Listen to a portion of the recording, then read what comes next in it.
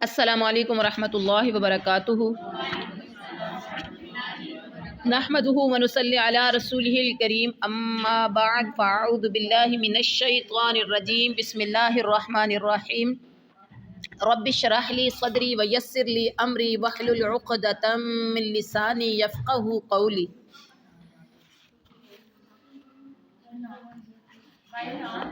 قرآن کریم سے محبت کرنے والے، اس کو پڑھنے والے، اس کو سیکھنے والے، اس کو سکھانے والے، قرآن کریم کو دل سے سمجھنے والے، اس کے ساتھ اپنا تعلق جوڑنے والے سب سے بہتر لوگ ہیں۔ سب سے بہتر دنیا میں بہت پیسے والے کو بہت بہتر سمجھا جاتا ہے، جس کے پاس زیادہ پیسہ ہے اس کو زیادہ بہتر سمجھا جاتا ہے۔ ایسا ہی ہے، آپ بھی محبت کی نگاہوں سے، عزت کی نگاہوں سے اس کو دیکھتے جس کے پاس پیسہ ہے، لیکن میرے پاک پیغمبر صلی اللہ علیہ وسلم نے فرمایا خیرکم من تعلم القرآن وعلمہ، تم میں سے بہترین شخص وہ ہے جو قرآن کو سیکھے۔ اس کا مطلب آپ سارے سیکھنے والے ہیں تو اس کیٹیگری میں آ گئے ہیں، اور پھر آگے سکھائے، جو سیکھے اور آگے سکھائے۔ تو آپ اللہ کا شکر ادا کریے کہ آپ سب سیکھنے والوں میں بیٹھے ہیں۔ جب آپ سکھانے والوں میں بیٹھیں گے تو پھر آپ دوسری کیٹیگری میں آ جائیں گے، ٹھیک ہے؟ تو آپ سمجھیں کہ ہم الحمدللہ الحمدللہ الحمدللہ سب سے بہترین ہیں، ہم جن کو میرے پاک پیغمبر نے کہہ دیا۔ اپنی قدر خود کیجئے، اپنی عزت خود کیجئے۔ جو بندہ خود کا مرتبہ بلند نہیں نہ کرتا، اپنی ویلیو نہیں بڑھاتا، کوئی بھی نہیں اس کی ویلیو بڑھاتا۔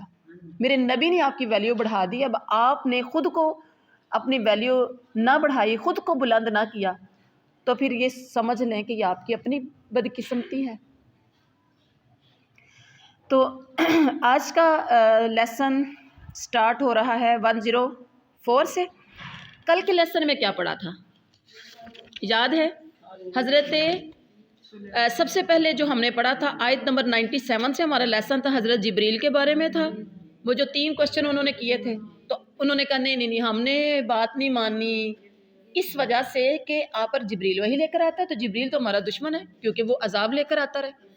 جی، تو اللہ تعالیٰ نے کہا کہ جو اللہ کا، فرشتوں کا، رسولوں کا، جبریل کا، میکائیل کا جو دشمن، وہ اللہ کا دشمن ہے، ٹھیک ہے؟ یعنی جو کسی سے دشمنی رکھے، کسی فرشتے سے، کسی نبی سے، تو اللہ کا اس کے ساتھ اعلان جنگ ہے۔ جی، اور اس کے بعد ہم نے ان یہود کا تذکرہ کیا کہ انہوں نے کئی وعدے توڑے، کوئی ایک وعدہ توڑنا کوئی نئی بات نہیں تھی، انہوں نے کئی وعدے توڑے۔ اور پھر آگے حضرت سلیمان کا تذکرہ آیا۔ سلیمان علیہ السلام کے زمانے میں جادوگری عام تھی، اور اس وقت اللہ تعالیٰ نے ہاروت ماروت 2 فرشتے بابل شہر میں بھیجے تاکہ لوگوں کو بتائیں کہ نبوت یا نبیوں کے ہاتھوں جو معجزات صادر ہوتے ہیں وہ الگ چیز ہے، اور جو جادو ہے وہ ایک الگ چیز ہے۔ تو لوگ ان سے اس کے باوجود جادو سیکھنے کی کوشش کرتے تھے، اور حالانکہ وہ کہتے بھی تھے کہ ہم سے نہ سیکھو، ہم آزمائش ہیں۔ اس کے باوجود لوگ سیکھتے تھے، اور جادو بھی ایسا سیکھتے تھے جس سے میاں بیوی کے درمیان میں جدائی پڑ جاتی تھی۔ شیطان سب سے زیادہ، ایک حدیث میں آتا ہے کہ شیطان سب سے زیادہ خوش ہوتا ہے جس وقت وہ میاں بیوی میں لڑائی کرواتے ہیں۔ شیطان جب وہ سارے شام کو واپس آتے ہیں نا، تو شیطان پوچھتا ہے، جہاں جہاں ان کے باس نے، ان کے بڑے نے ڈیوٹیز لگائی ہوتی ہیں، بڑے شیطان نے، تو وہ جب واپس آتے ہیں ان سے پوچھتے ہیں ہاں جی آج تو نے کیا کیا؟ وہ کہتا ہے آج 2 بہن بھائیوں کو لڑوایا۔ کہتے ہیں اچھا تو نے بھی کچھ نہیں کیا۔ وہ کہتا ہے ماں پتر نو لڑا دیتا۔ وہ کہتا ہے تو بھی نہیں کچھ کیتا۔ دوسرا کہتا ہے کہ تیسرے سے پوچھتا ہے تو نے کیا کیا؟ جو کہتا ہے نا کہ میں نے میاں بیوی میں لڑائی کروا کے، وہ کہتا ہے وہ اس کو جفیاں ڈالتا ہے، ہگ کرتا ہے، اس کو گلے لگاتا ہے، کہتا ہے تو نے بڑا اچھا کام کیا، تو سب سے اچھا تو نے کام کیا کہ تو نے میاں بیوی میں لڑائی کروائی۔ اور میاں بیوی میں اگر بہن اٹھ کے میاں بیوی میں لڑائی کرواتی ہے تو وہ شیطانی کام کرتی ہے۔ بہنیں چھوٹی چھوٹی بات پہ بھائیوں کو شکایتیں لگاتی ہیں، آپ بھی لگاتے ہوں گے، ہاں ٹھیک ہے؟ جن کی بھابیاں نہیں ہیں وہ انہوں نے کیا لگانی، وہ تو بیچارے بھی فرشتے ہیں، ٹھیک ہے؟ تو ذہن میں رکھیے، میاں بیوی کو لڑانا، آپ بھابیوں کو، بھائی بھابھی کو لڑواتے ہیں، یا چچا تایا کی کزنز میں سے کئی ایسے شادی شدہ جوڑے ہوتے ہیں، آپ ان میں سے کسی ادھر کی ادھر کر کے تو لڑواتے ہیں۔ کبھی بیوی کو کو پیچھے لگا کے، تو کبھی اس کے شوہر کو پیچھے لگا کے، تو آپ سمجھیں کہ آپ شیطانی کام کرتے ہیں، اور جو سب سے بدترین کام ہے جس سے شیطان بڑا خوش ہوتا ہے، ٹھیک ہے، آپ نے اپنی اپنی اصلاح خود کرنی ہے کہ ہم نے کبھی بھی کسی کے درمیان میں لڑائی نہیں کروانی، اسپیشلی میاں بیوی کے درمیان میں، ٹھیک ہے جی۔ قرآن پڑھنے کا مقصد جو ہے نا، یہ نہیں ہم نے لوگوں کو دکھانا جی ہم نے قرآن کا ترجمہ پڑھا ہے، ٹھیک ہے، آپ یہ سمجھیں آپ کی یہ قرآن کی تعلیم ضرور ہے، قرآن سیکھ ضرور رہے ہیں، اصل میں آپ تعلیمات نبویہ، تعلیمات قرآن جو سیکھ رہے ہیں، اس کا مقصد اپنی زندگی پر ان چیزوں کو لاگو کرنا ہے، ہم عمل کریں، اور عمل سے زندگی بنتی ہے، جنت بھی جہنم بھی، یہ خاکی اپنی فطرت پہ نہ نوری ہے نہ ناری، عمل سے زندگی بنے گی۔ لیبل لگا لیں گے نا میں حافظ قرآن ہوں تو میری نجات ہو جائے گی، لیبل لگا لیں گے میں عالم دین ہوں، لیبل لگا لیں گے میں نے قرآن کا ترجمہ پڑھا ہوا ہے، اس کا کوئی فائدہ نہیں ہے، کوئی فائدہ نہیں ہے، لیبل نہیں لگانا، ہم نے عملی زندگی میں عملی میدان میں اترنا ہے انشاءاللہ۔ یا ایہا الذین، آیت نمبر 104 قرآن پاک سب کے پاس موجود ہے۔ یا ایہا الذین آمنو، اب اس کو کیسے پڑھیں گے؟ سب سے پہلے تو ہم تجوید کی طرف آئیں گے۔ یا ایہا الذین، اے الذین لوگو، آمنو جو ایمان لائے ہو، لا نہ، تقولو تم سب کہو، واو اور الف لاسٹ پہ ہے، یہ کون سی نشانی ہے؟ جمع کی، آخر میں واو اور الف آ جائے تو یہ جمع کی نشانی ہوتی ہے، واو اور نون آخر میں آ جائیں جیسے یقولون تقولون تو یہ بھی کیا ہوگا؟ جمع کی نشانی۔ راعینا، را موٹا ہے، را کے اوپر جس را کے اوپر زبر آ جائے پیش آ جائے وہ موٹا ہوگا، راعینا، اب عین اور حمزہ میں فرق کرنا ہے، راعینا، ہماری رعایت کیجئے، ہمارا خیال کیجئے، اور وقولن، نون کون سا ہے یہ؟ یہاں نون پہ کیا ہو رہا ہے؟ اخفا ہو رہا ہے۔ وقولن ذرنا، دعا نرم حروف میں سے ذرنا، وقولن ذرنا، اور تم سب کہو ہمیں دیکھیے،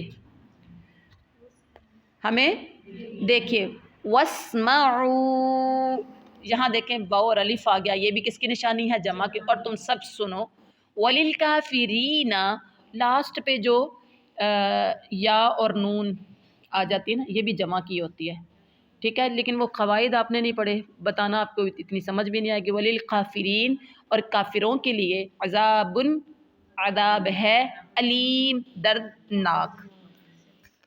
با محاورہ ترجمہ کی طرف آئیے۔ اے ایمان والو، لا تقولوا رائینا، تم رائینا نہ کہا کرو، کس کو نہ کہا کرو؟ نبی کو۔ یہاں اے ایمان والو، جب تم نبی سے بات کرو تو نبی کو لفظ رائینا نہ کہا کرو، اور کہو رائینا کی جگہ پر کیا کہنا ہے؟ وقولوا انظرنا، انظرنا کا لفظ بولنا ہے، انظرنا کا مطلب ہمارا خیال کیجئے، ہماری طرف دیکھیے، واسمعوا، اور سنو، اور کافروں کے لیے دردناک عذاب ہے۔ اب یہاں رائینا سے کیا کر دیا؟ منع کر دیا۔ رائینا کے معنی ہے راعینا، عی لمبا نہیں کرنا، راعی، عی زبر زیر پیش، اگر زبر کے بعد الف نہ ہو، الف ساکن، جیسے رائینا، نون الف نا، نون کے اوپر زبر ہے تو آخر میں الف ہے، خالی صرف زبر زیر پیش والے حرف کو لمبا نہیں کیا جاتا، ذہن میں رکھیے گا۔ اب راعی، عین کے نیچے زیر ہے، آگے نون شروع ہو گیا، اگر عین کے بعد یا ہوتا تو ہم نے اس کو لمبا کرنا تھا، راعینا پڑھنا تھا، اب راعینا نہیں کرنا۔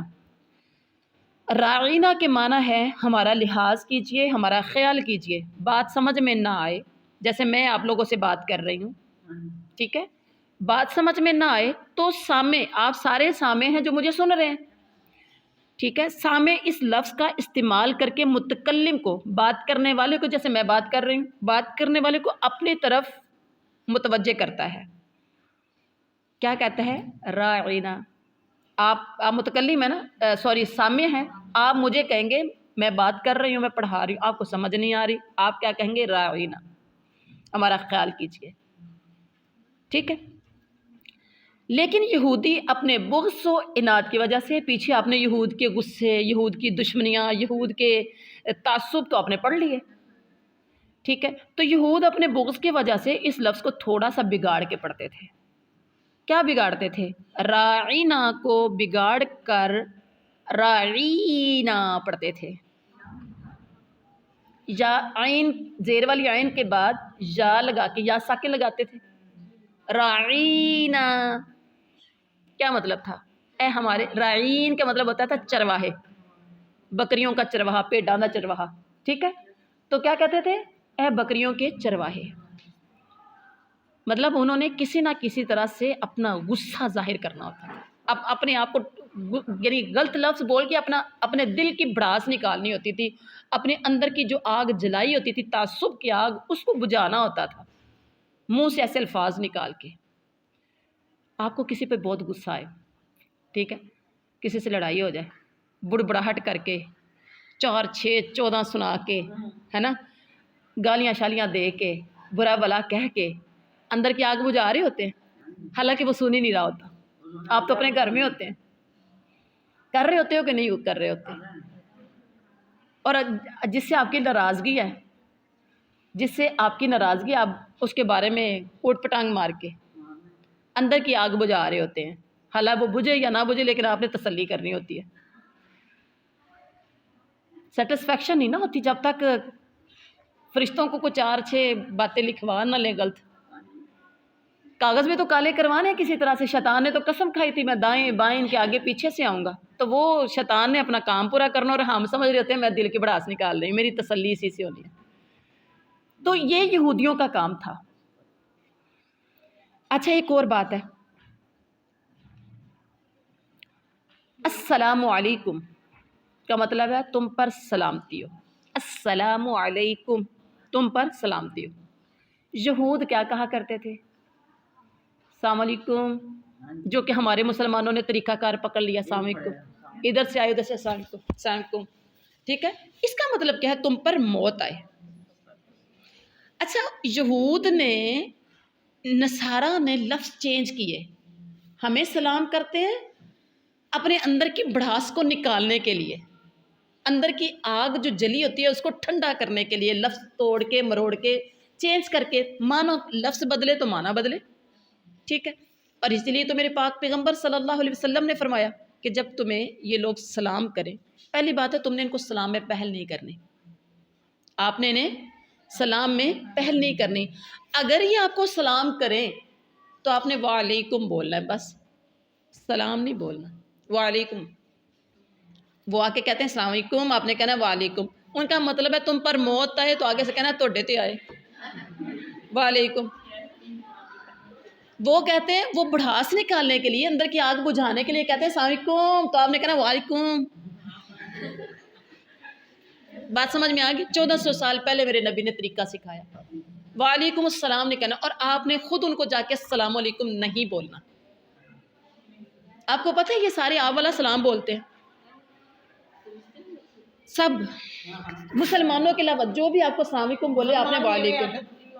ہاں جی، اگر مسلمان آپ کو کچھ لوگ نا، یہ فیشنیبل لوگ اپنے آپ کو سمجھتے ہیں ترقی یافتہ لوگ، ٹھیک ہے، جتنے پڑھے لکھے زیادہ لوگ ہوں گے نا وہ کہتے ہیں السلام علیکم، آپ آگے سے کہتے ہیں وعلیکم۔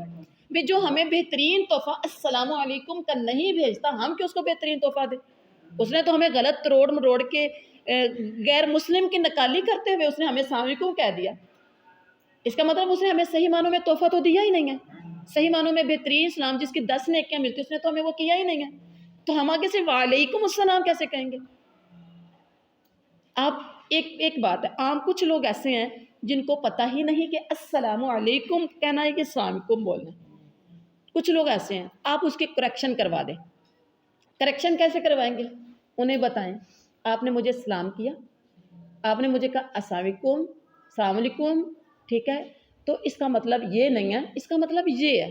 آپ کتنے لوگوں کو روز کی بد دعائیں دیتے ہیں جبکہ آپ کو تو پتہ ہی نہیں ہے، محبت پیار میں ذرا میٹھی میٹھی کر کے، ٹھیک ہے۔ تو اصل میرے نبی کا طریقہ السلام علیکم کا ہے، اس کی 10 نیکیاں ملیں گی۔ اب آپ 10 نیکیاں بھی لیں اور بہترین گفٹ بھی اگلے بندے کو دیں، بہترین تحفہ بھی دیں۔ تو آپ نے آج کے بعد آپ صلی اللہ علیہ وسلم کی سنت پر عمل کرتے ہوئے السلام علیکم کہنا ہے، السلام علیکم نہیں بولنا۔ جب آپ سب کی جتنے لوگ آپ کو کرتے ہیں 10 20 50 لوگوں کی ہم کچھ سال میں تو کریکشن کروا سکتے ہیں نا۔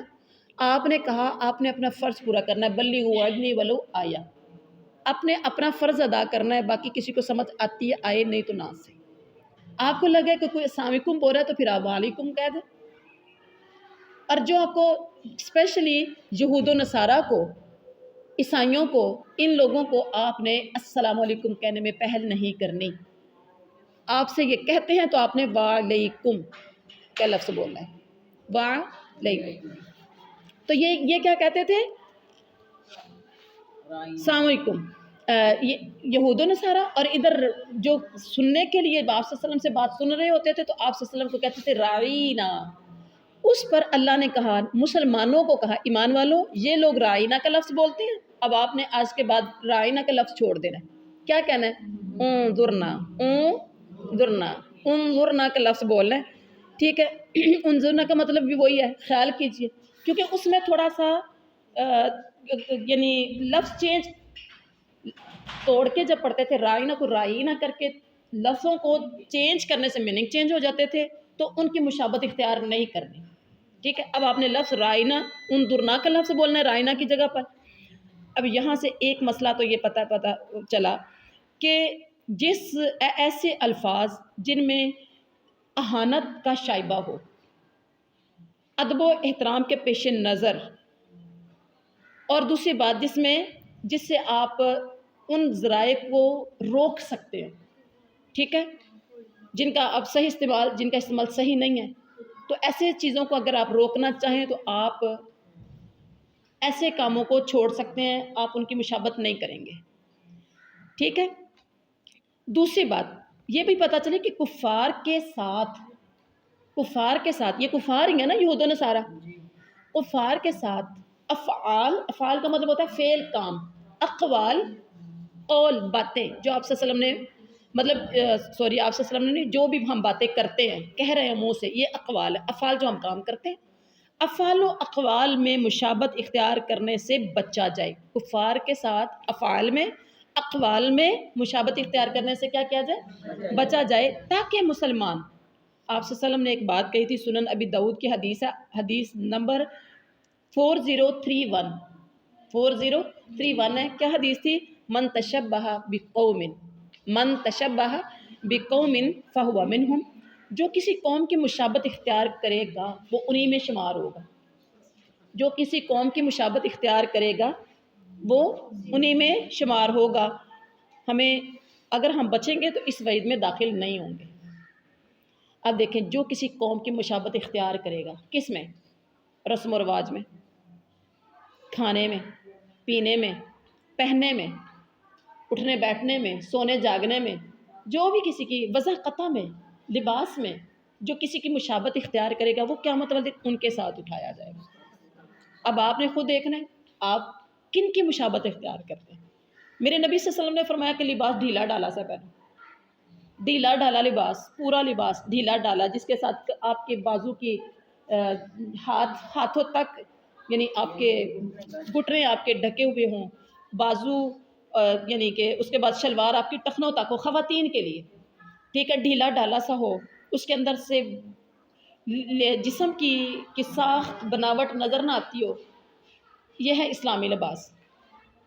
اور دوسری بات اس سائڈ پہ ٹائٹ تنگ لباس پہن کے، جیسے آج کل ٹائٹس پہنے جاتے ہیں، جینز پہنی جاتی ہے، یا پینٹ اور شرٹ گرلز پہنتی ہیں، ٹھیک ہے، تو وہ کس کی نکالی ہے بتائیں نا۔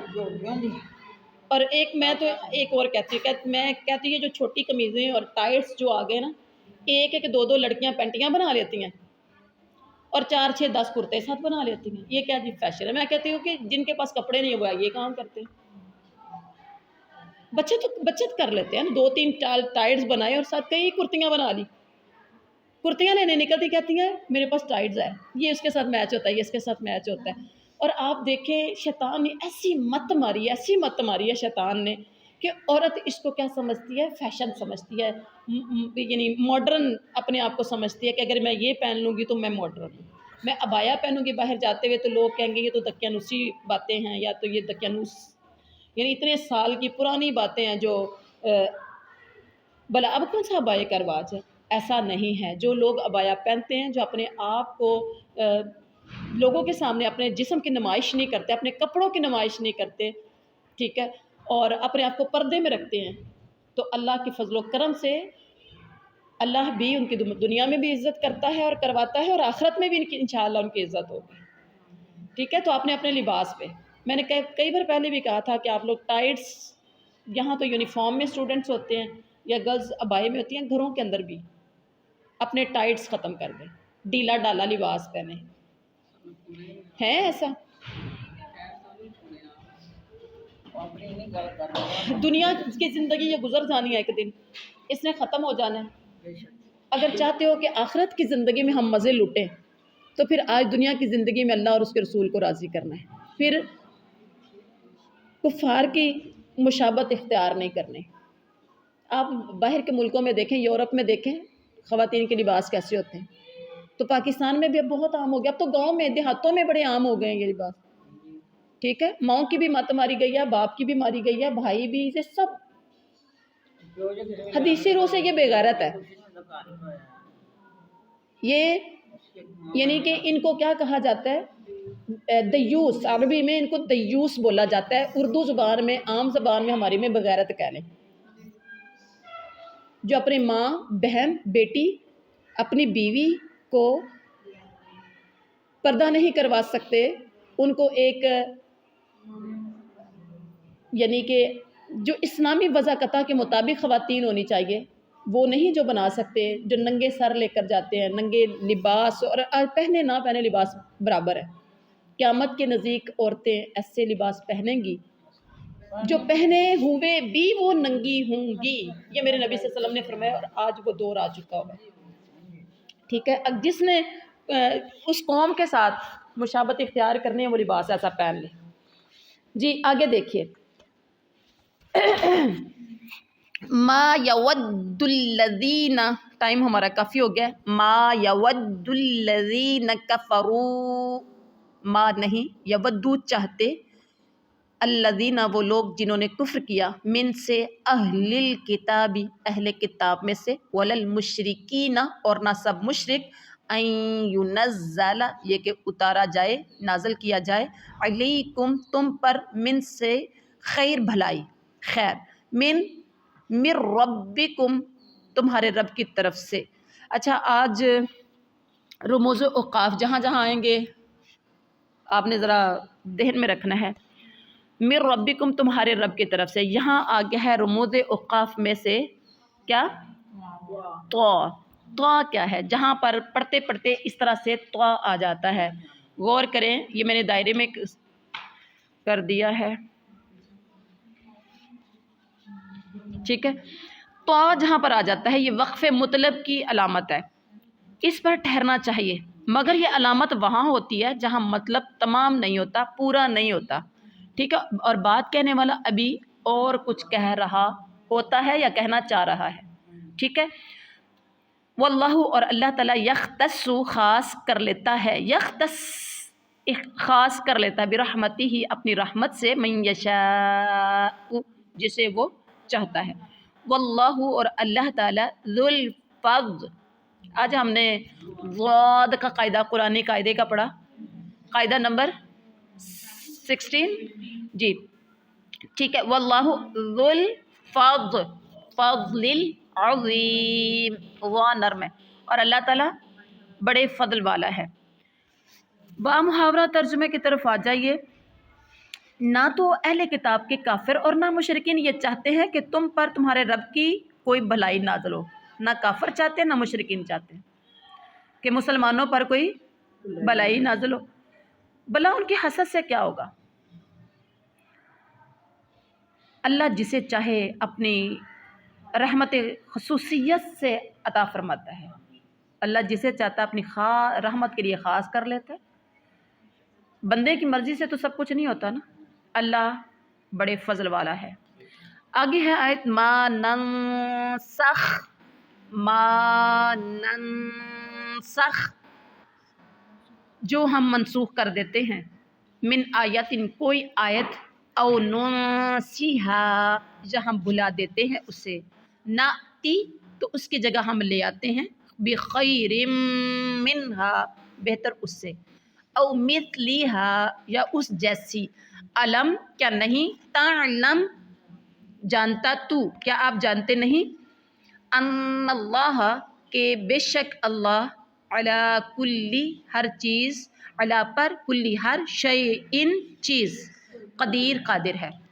با محاورہ ترجمہ، جس آیت کو ہم منسوخ کر دیں یا ہم بلا دیں، اس سے بہتر یا اس جیسی اور لاتے ہیں، اس جیسی یا اس سے بہتر اور لے آتے ہیں۔ کیا تو جانتا نہیں کہ اللہ ہر چیز پر قادر ہے؟ اللہ چاہے تو نسخ کر دے، اللہ چاہے تو ایک کو لے جا کے دوسرے لے آئے، اللہ چاہے تو بلا دے، اللہ ہر چیز پر قادر ہے۔ اب یہاں اس آیت میں ذرا غور کریے گا، نسخ، ما ننسخ، نسخ کا لفظ استعمال ہوا ہے، نسخ، نسخ کیا ہے؟ اس کے لغوی معنی نقل کرنے کے ہیں، لیکن شرعی استعمال میں، شرعی اصطلاح میں ایک حکم کو بدل کر دوسرا حکم نازل کرنا، ایک حکم بدل کے، اللہ نے کوئی حکم کیا تھا پہلے، اس کو بدل کے اس کی جگہ پر دوسرا لے آنا، یہ نسخ اللہ کی طرف سے ہوتا ہے۔ جیسے مثال لے لیں، موٹی سی مثال، توجہ ہے، حضرت آدم علیہ السلام کے زمانے میں سگے بہن بھائیوں کا نکاح ہوتا تھا، کہتے ہیں نا، سنا ہوگا آپ نے، صبح بہن بھائی جو پیدا ہوتے تھے، ایویں تو نہیں اتنی ترقی ہو گئی، جو صبح بہن بھائی پیدا ہوتے تھے ان کے شام کے، اور جو شام کو پیدا ہوتے تھے ان کی صبح والوں کے ساتھ، تو نکاح ہوتا تھا۔ بعد میں اسے حرام، بہن بھائیوں کا نکاح، بہن بھائیوں کا نکاح حضرت آدم کے زمانے میں جائز تھا، بعد میں اسے حرام کر دیا گیا۔ شاہ ولی اللہ نے الفوز الکبیر میں ان کی تعداد صرف 5 بیان کی ہے، یعنی قرآن میں بھی اللہ تعالیٰ نے بعض احکام منسوخ کیے ہیں، اور ان کو منسوخ کر کے ان کی جگہ پر نئے حکم اللہ تعالیٰ لے کے آیا۔ ان کی تعداد شاہ ولی اللہ کے نزدیک، جو الفوز الکبیر کا نام ہے کتاب کا، اس کے اندر 5 تعداد ہے۔ نسخ 3 طرح کے ہوتے ہیں، نسخ کتنے طرح کے ہوتے ہیں؟ 3 طرح کا، غور کرنا ہے لفظوں پہ۔ 3 طرح کا نسخ ہے، ایک تو مطلقاً نسخ حکم، مطلقاً نسخ کیا مطلب؟ یعنی ایک کو بدل کر دوسرا حکم نازل کر لینا، یہ ایک ہے، ایک کو بدل کر دوسرا نازل کر دیا۔ اچھا جی، دوسرا نسخ کیا ہے؟ مع بقائے تلاوت، بقائے تلاوت، دوسرا یہ نہیں، پہلے حکم کے الفاظ قرآن میں موجود ہیں، پہلے نسخ کے الفاظ عربی قرآن میں موجود ہے، لیکن یعنی ان کی تلاوت بھی ہوتی ہے، قرآن میں الفاظ بھی موجود ہیں، ان کی تلاوت بھی ہوتی ہے، لیکن اب اس پر عمل نہیں ہوگا،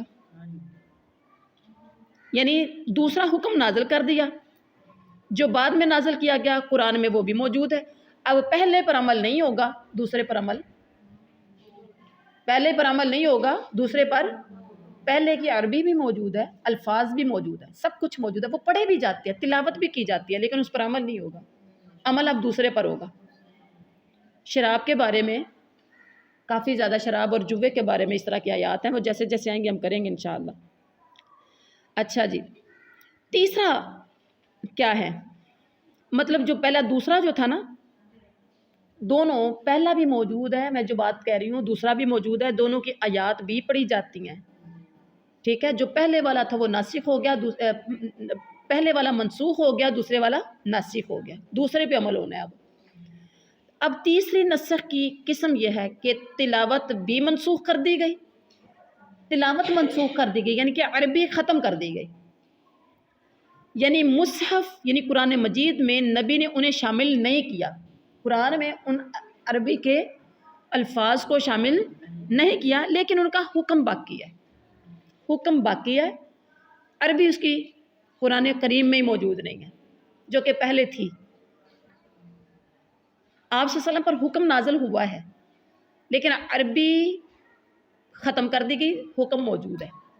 جیسے وہ ایک امام موطا امام مالک اور مسند احمد میں آتی ہے کہ الشیخ والشیخۃ اذا زنیا فرجموها البتۃ، بتت کیا ہے کہ بوڑھا شادی شدہ مرد اور عورت، شادی شدہ مرد اور عورت اگر زنا کا ارتکاب کریں تو انہیں یقیناً انہیں سنگسار کر دیا جائے۔ پہلے قرآن پاک کی آیات یہ الفاظ تھے، اب قرآن میں یہ الفاظ نہیں ہیں لیکن حکم باقی ہے کہ شادی شدہ مرد عورت اگر زنا کرے تو انہیں رجم کر دو، پتھر مار مار کے ختم کر دو، حکم باقی ہے لیکن یہ والی آیت باقی نہیں ہے۔ انڈرسٹینڈ؟ تو اس آیت میں نسخ کی پہلی دو قسموں کا بیان ہے، ما ننسخ من آیت میں دوسری قسم اور او ننسیہا میں پہلی قسم۔ ننسیہا کا مطلب ہم بلوا دیتے ہیں، مطلب اس کا حکم اور تلاوت یا تو دونوں اٹھا لیتے ہیں، گویا ہم نے اسے بھلا ہی دیا اور نیا حکم لے آتے ہیں، یا نبی کے قلب سے ہی ہم نے اسے مٹا دیا اور اسے نسیم منسیہ بھولی بلائی کر دیا۔ یہودی تورات کے قابل تورات کو ناقابل نسخ قرار دیتے تھے۔ پہلی شریعت کے مقابلے میں اگر دوسری شریعت آ جاتی ہے تو پہلی منسوخ ہو جائے گی نا، ختم ہو جائے گی نا، دوسری ناسخ ہوگی۔ تو یہودی کیا کرتے تھے، تورات کو ناقابل نسخ قرار دیتے تھے، وہ کہتے تھے یہ ناقابل نسخ ہے، یہ نہیں ختم ہو سکتی۔ قرآن پر بھی انہوں نے بعض احکام کے منسوخ ہونے کے وجہ سے اعتراض کیا۔ کبھی ایسا ہوا جب کوئی حکم آیا اس کے بعد دوسرا آیا، پہلے کو منسوخ کر دیا، دوسرا آ گیا تو یہود اس پہ اعتراض کرتے تھے ایسا کیوں؟ جیسے پہلے تھا کہ تم جہاں کہیں بھی منہ کر کے نماز پڑھ لو، اللہ ادھر ہی ہے، پھر حکم نازل ہوا کہ قبلہ کی طرف منہ کر کے نماز پڑھو، پہلا حکم نسخ ہو گیا، دوسرا حکم عمل کس پہ کرنا ہے؟ دوسرے پر۔ تو وہ آیات باقی ہیں نا، پہلی والی بھی اور دوسری والی بھی، پہلی والی پڑھی جاتی ہیں، ہمیں پتہ چلتا ہے کہ پہلے یہ تھا، لیکن تو یہودی اعتراض کرتے تھے، کہتے تھے نہیں ایسا کیوں ہوا؟ جس وقت جو حکم اس کی مصلحت و حکمت کے مطابق ہو، اللہ جب چاہے جس وقت چاہے اسے ناسخ کرے، اسے نافذ کرے، جسے چاہے منسوخ کر دے، یہ اس کی قدرت ہی کا ایک مظہر ہے۔ الم تعلم ان اللہ علی کل شیء قدیر، کیا تو جانتا نہیں کہ اللہ جو چاہے، اللہ ہر چیز پہ قادر ہے، جو چاہے کر سکتا ہے۔ کس کس کو بات کی سمجھ آئی ہے؟ نسخ منسوخ کی سمجھ آئی ہے؟ آگے دیکھیے، الم تعلم، کیا تو جانتا نہیں، ان اللہ، کہ بے شک اللہ، لہو ملک السماواتی، اس کے لیے بادشاہت ہے آسمانوں کی، والارض، اور زمین کی، وما لکم، اور نہیں ہے تمہارے لیے، من دون اللہ، اللہ کے سوا، من ولی ولا نصیر، من سے ولی دوست، اور نہ نصیر کوئی نصیر، ناصر، نصرت، متی نصر اللہ، اللہ کی نصرت کب آئے گی؟ نصیر، ناصر، یہ منصور، یہ سب ایک ہی معنوں میں ہے، مدد کے، اور کوئی مددگار نہیں ہوگا۔ اب با محاورہ ترجمہ دیکھیے اس کا، کیا آپ جانتے نہیں کہ زمین و آسمان کی بادشاہی اللہ کے لیے ہے اور اللہ کے سوا تمہارا کوئی ولی اور مددگار نہیں۔ ام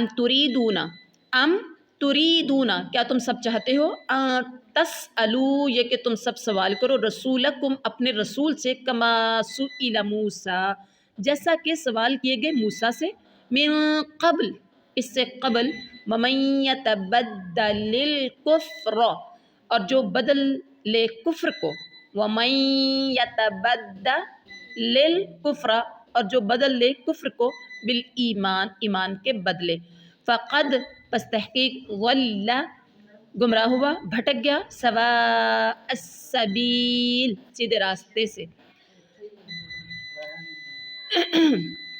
کیا تم اپنے رسول سے یہی پوچھنا چاہتے ہو جو اس سے پہلے موسیٰ سے پوچھا گیا تھا؟ سنو، ایمان کو کفر سے بدلنے والا سیدھی راہ سے بھٹک جاتا ہے، سیدھی راہ سے بھٹک جاتا ہے۔ اب ان آیات میں بلکہ اس آیت میں مسلمانوں کو تنبیہ کی جا رہی ہے. کون سے مسلمان؟ صحابہ کرام کو تنبیہ کی جا رہی ہے کہ تم یہودیوں کی طرح اپنے پیغمبر سے غیر ضروری سوال مت کیا کرو. اس میں اندیشہ کفر ہے. ٹھیک ہے. اور آگے کیا فرمایا؟ ود چاہتے ہیں کثیرون من بہت سے اہل الکتاب اہل کتاب لو یردونکم کاش کہ وہ سب لٹا دیں تمہیں من بعد ایمانکم تمہارے ایمان کے. کس میں بدل دیں؟ کفارن کفر کی حالت میں. اب یہاں غور کریے گا، کفارن کے آگے جیم بھی ہے اور صاد لام صلے. ٹھیک ہے. یہاں کیا کریں گے؟ اچھا جہاں پر جیم آ جاتی ہے، جیم وقف جائز کی علامت ہے. یہاں ٹھہرنا بہتر اور نہ ٹھہرنا جائز ہے. ٹھہریں گے تو بہتر ہوگا، نہ ٹھہریں گے تو جائز ہوگا، گناہ نہیں ہوگا. ٹھیک ہے. جیم پر. اور آگے دیکھیے صلیح ہے. صلیح کا قاعدہ کیا ہے؟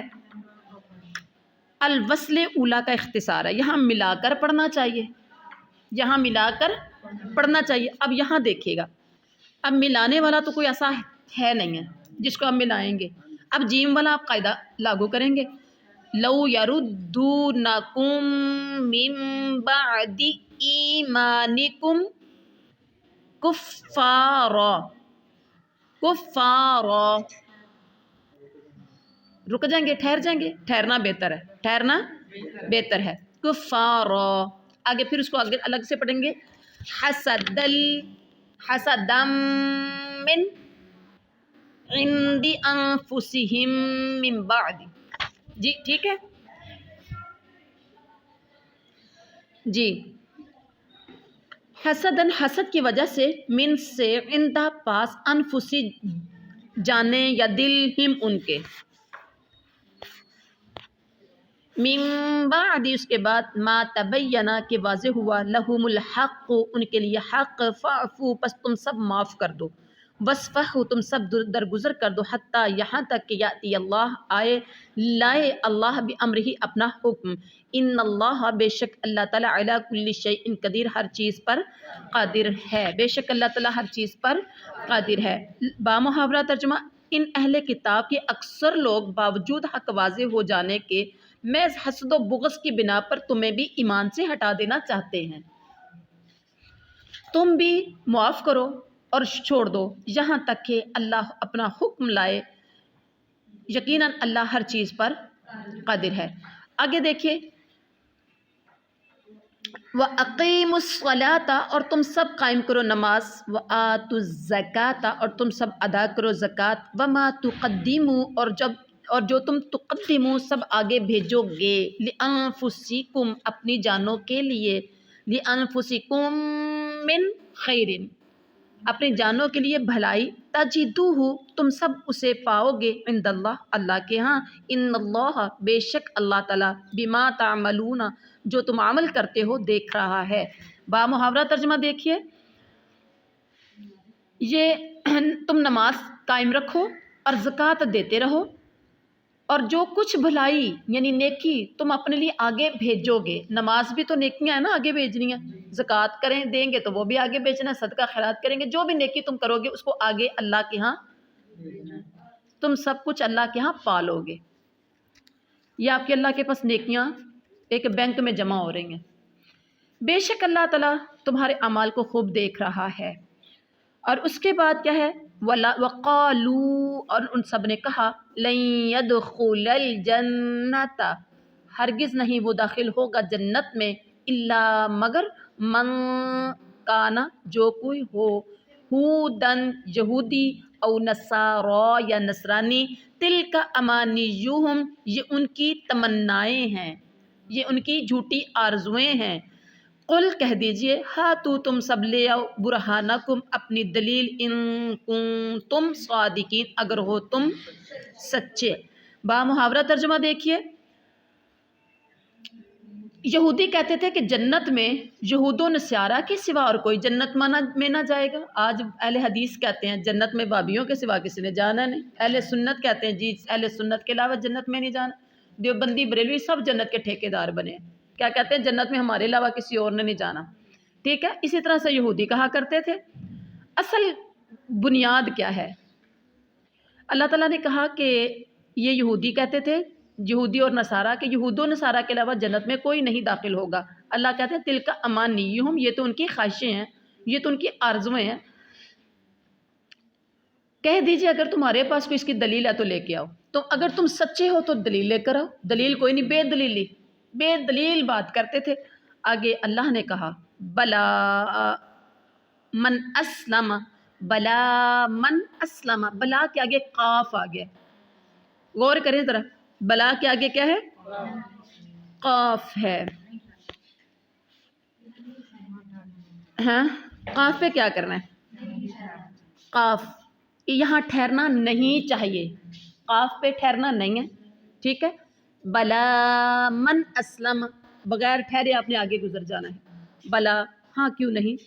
من اسلم، جو جھکا دے، وجہہ ہو، اپنا چہرہ، للہ، اللہ کے لیے، وہ اور وہ محسن، نیکی کرنے والا ہو، فلہ، تو اس کے لیے، اجرہ، اس کا اجر ہے، عند ربہ، اس کے رب کے پاس، ولا خوف علیہم، اور نہ خوف ہوگا ان پر، ولا ہم یحزنون، اور نہ وہ غمگین ہوں گے.